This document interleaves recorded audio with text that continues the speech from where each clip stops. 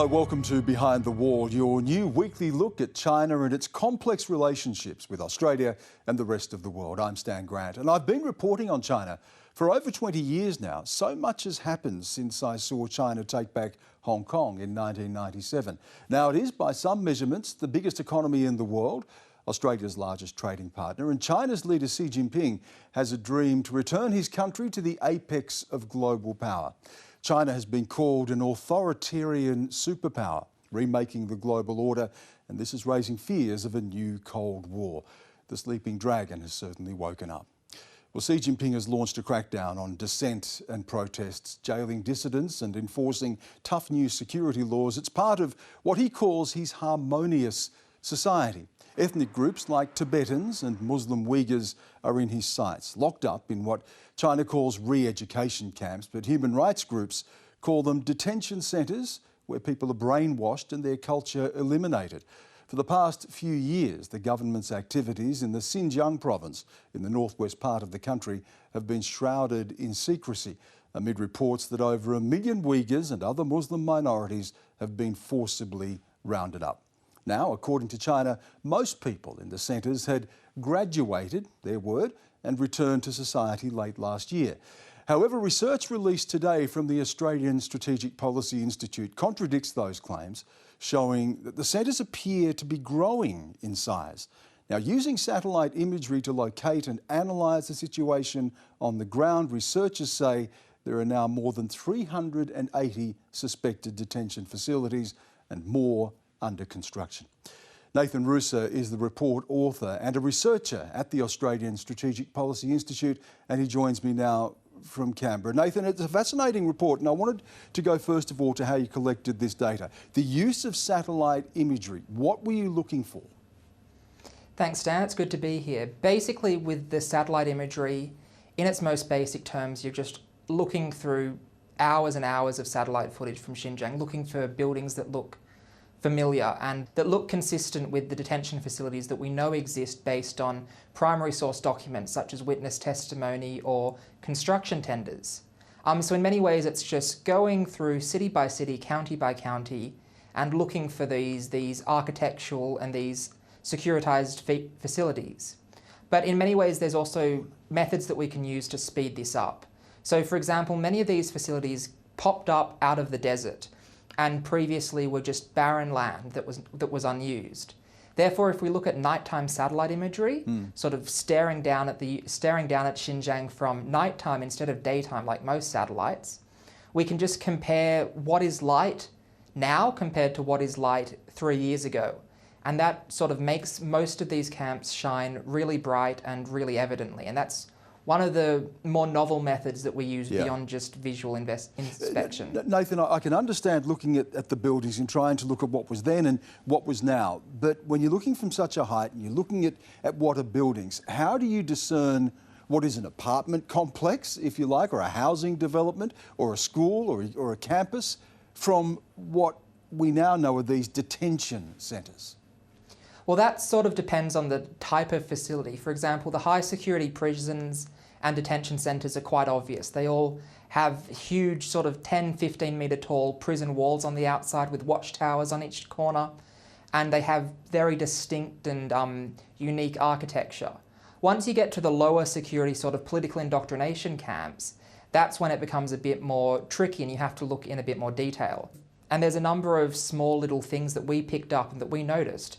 For example, in almost all the camps, cars aren't allowed within the camp. So there's a big improvised car park on the outside, normally made of dirt. And for example, with apartment complexes, we've seen some cases where an apartment complex has been split through the middle and half of it has been turned into a detention centre, half of it remains ordinary apartments. And you can see that outside each building, in the ordinary apartments, there's cars parked like a normal apartment building, whereas there's not a single car in the detention facility side of it. It's also always pretty much completely cut off from the outside world, with tall walls and, in many cases, watchtowers even in the lower security facilities. Now, and in many cases, come in there too. I mean, one of the things that you have looked for, and it's fairly consistent with some of the more higher security camps, if you like, is that they are remote and they are further from built-up areas. Some of them also near factories, is that right? Which raises concern about whether we're seeing forced labour camps here. Yeah, so a lot of them are sort of built in the industrial park on the outskirts of a city. And we've seen a lot of them have factory warehouses either within the facility or right adjacent to it.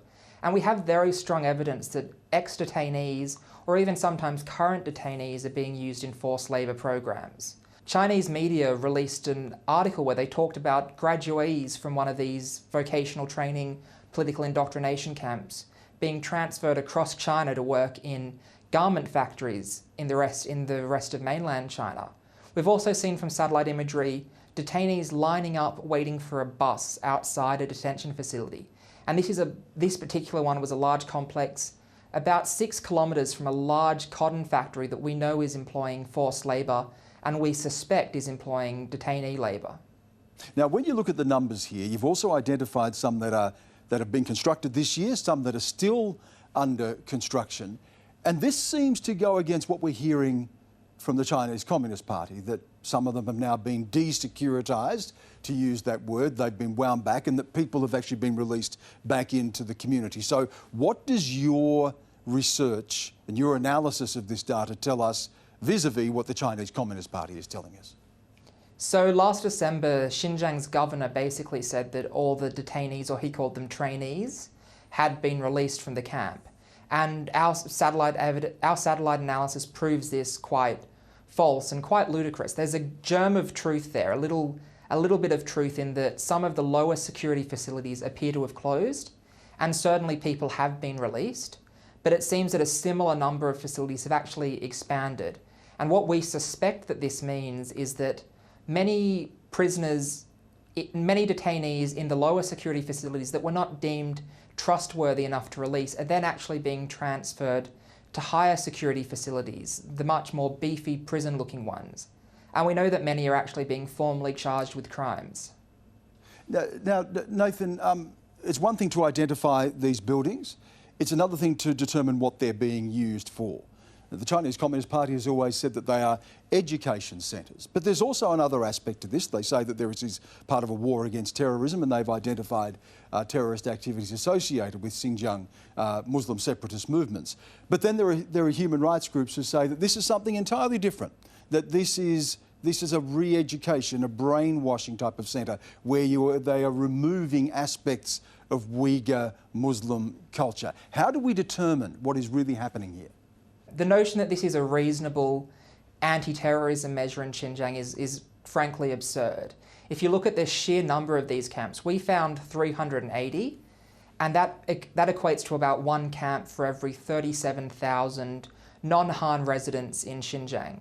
That's a huge amount and absolutely disproportionate to any terrorist threat that I think Chinese media anyway overblows, and what you see more realistically is back in 2009 was communal violence. Are they places where people are being educated, if you like, into the dominant Han culture, learning Chinese language, learning Chinese history, culture, or whether it is as human rights groups say, an attempt to eradicate or eliminate the Muslim Uyghur culture? How do we determine what is happening there?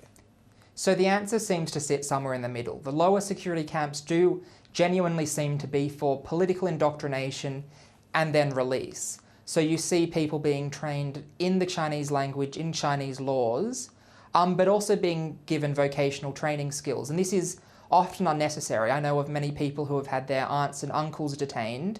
For example, they used to be a math teacher or they used to be a nurse, and now they've spent 18 months learning how to make a bed. But then there's also the higher security camps, which seem to simply be to remove people from society. Outside of the detention infrastructure as well, the broader regime and the broader threat of detention sort of hangs over the head of every non-Han person in Xinjiang. The realistic threat that if they do something that annoys the wrong person, they can be indefinitely disappeared, makes it so that any resistance to the Hanification and the erasure of Uyghur culture becomes impossible. And you've seen that in the intense rates of demolitions of mosques and sacred sites, and sort of the outlawing of even Uyghur language in common usage. Nathan, just want to turn to another issue today. One of your colleagues at ASPI, Alex Yoski, has, according to Chinese state media, been told that he would not be able to travel to China, along with Clive Hamilton, a well-known academic who has written about Chinese influence in Australia, as Alex has done.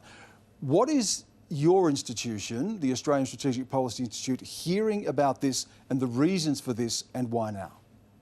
We've simply seen the reports in the Chinese media, and we've seen what everyone else has seen. I would say that this is sort of a pattern of behaviour from Chinese authorities acting out against what is reasonable evidence and evidence that they can't really refute. And I don't think either Alex or anyone else in our organisation had any plans to visit China in the short term anyway, because of fears for our public safety. I was going to ask that. So there had been no application for a visa, so this wasn't a rejection of an outstanding visa or an application for a visa. It has just been an arbitrary decision.